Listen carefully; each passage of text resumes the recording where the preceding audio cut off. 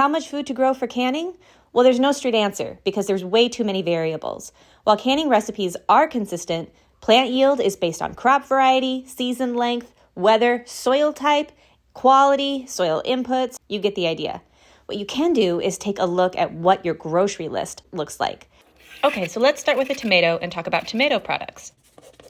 On an average week, my family eats tomato products in our meals twice. So I'm accounting for making pizza sauce with tomato sauce, and I'm accounting for making a pasta sauce with tomato sauce. Now, if we're eating it twice a week and there's 52 weeks in a year, that means I need enough sauce for 104 meals. Here's where observation of your family's consumption comes into play. Every time I make a meal with a sauce, I'm using 1 pint. So that's easy. 104 meals, 104 pints of sauce. Now, looking around online and based on past experience, that means I need to grow in my garden roughly 35 tomato plants. Now, it's worth noting that I can tomatoes of all types. So not only am I canning paste tomatoes, I'm doing beefsteaks, slicers, cherry, pear, plum, you name it. If it's a tomato, I'm canning it.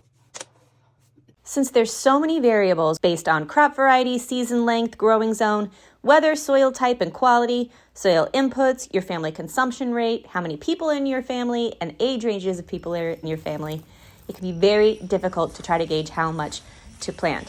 Research your favorite plant varieties, determine an average yield, and this will help for you to calculate how many plants to plant per canned good.